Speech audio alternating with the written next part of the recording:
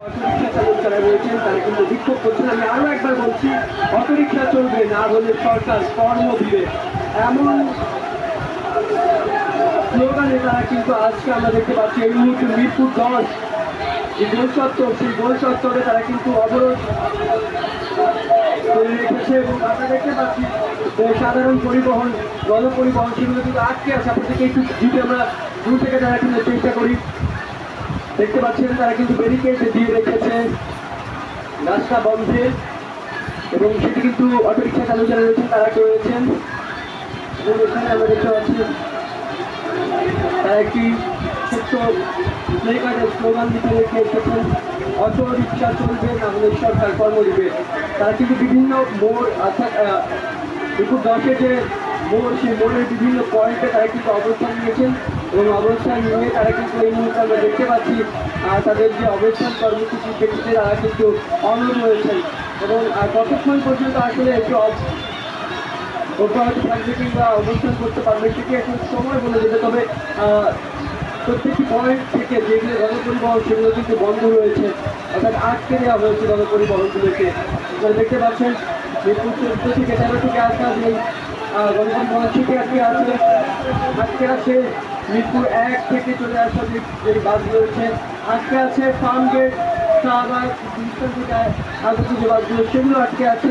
অর্থাৎ 4টি পয়েন্টে কিন্তু আমরা দেখতে পাচ্ছি যে বাস আটকে দেওয়া হয়েছে। আপনারা যে দেখতে পাচ্ছেন এই মুহূর্তে স্ক্রিনে, এবং তারা কিন্তু মিরপুর যে 10-এর মোড়, সেই মোড়ের কিন্তু 4 দিক তারা কিন্তু এই মুহূর্তে ঘেরাও করে রেখেছে তাদের অবস্থানে এবং তাদের এই অবস্থানের কারণে সড়ক অবরোধ কিন্তু চলমান আছে। আমরা আন্দোলন না, কোনো কিছু না, আমাদের সরকারে বলছে অটো গাড়ি চলবে না, হঠাৎ কোনো নাই, সিদ্ধান্ত নাই, কোনো কিছু নাই।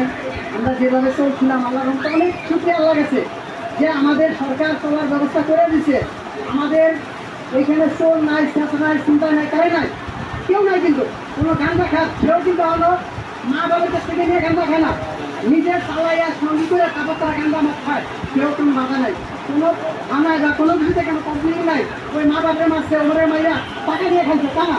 কিন্তু ভাই আমরা যদি এখন যদি অটো গাড়িটা বন্ধ করে দেয় তাহলে আমরা কপি করে যাবো। আমাদের তাদের কাছে আমাদের নিজের তাদের কাছে আবেদন করি আমরা, আমি সে আমাদের একটা ব্যবস্থা করে দেয়, সেখানে অটো গাড়ি বন্ধ করে দেয়। অটো গাড়ি অবৈধ না, কারণ আপনি 5 দিন করে নিয়ে এসেছেন না, আপনার অটো গাড়ি ব্যাটারি, চার্জার, মোটর, কন্ট্রোলার এগুলো করতে গেছে, এখানে করতেছেন না, তাহলে এগুলো করলেন কেন?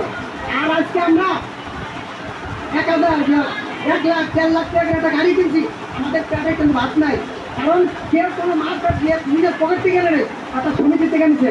আশা সমিতি কত সমিতি আছে, কিস্তিতে 70-80 হাজার, 1 লাখ টাকা দিয়া গাড়িটা কিনছে। এখন যদি আপনি বন্ধ করে দেন, ওই কিস্তি এলাকায় কী করবে?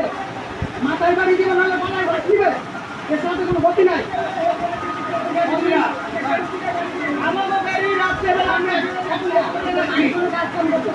আমরা গ্যারেজে গাড়ি রাত্রেবেলা বন্ধ করে রাখছি, এই গাড়ি পুলিশ গিয়া রাত্রেবেলা গ্যারেজের থেকে ধরে নিয়েছে, গ্যারেজের দালানে মারপিট করছে।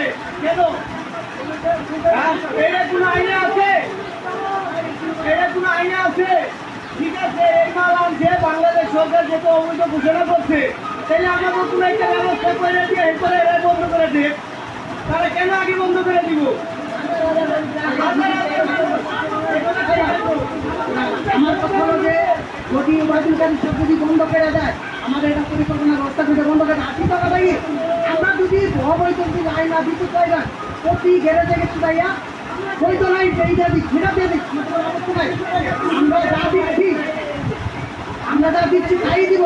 আমরা 2,000 টাকা দরকার হলে কমিশন ইয়ে দিয়ে দিব, সরকারের থানায় দিব যে আমরা এই টাকাটা তোমরা দিয়ে দিতে হবে, থানা আমরা দিব এই টাকাটা সিটি কমিশনে দিতে হবে। থানায় কেন দিবেন? থানায় কেন না, কেন দেবো? যদি আমরা যে টাকাটা সিটি কমিশনে পৌঁছে দিন, আমরা একটা দিয়ে দিল বা সিটি কমিশন একটা দিয়ে দিল, আমরা যে কোনো একটা দিয়ে দিই, আমাদের বলে দিই যে তোমরা এই রায়ত্ব দিতে চালাও, তাহলে তোমরা চলো, আমাদের কোনো আপত্তি নাই।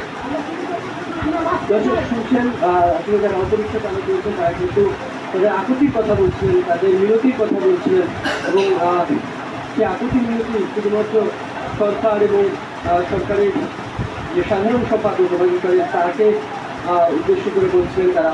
এবং আমরা দেখতে পাচ্ছি এখানে গণপরিবহন সেগুলি বন্ধ হয়ে আছে সব দিকে। এবং এই যে অবরোধ এবং সড়ক অবরোধ যে চলছে সেটি আসলে একটিমাত্র কারণ, তাদের অটোরিকশা অবৈধ নয়, সে অটোরিকশাকে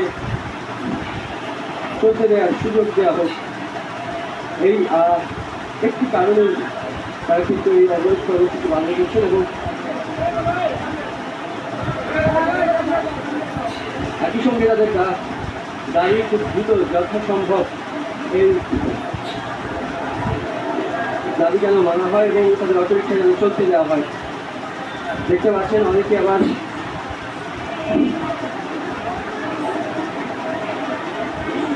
জায়গায় জায়গায় বসে পড়েছে।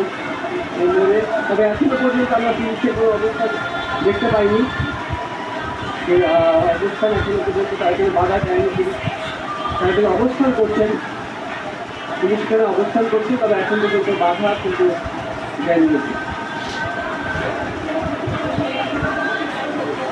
পুলিশের অবস্থান আমরা দেখতে পাচ্ছি, তবে এখন পর্যন্ত বাধা দেওয়া হচ্ছে না, তবে সড়ক কিন্তু অবরোধ হয়ে আছে।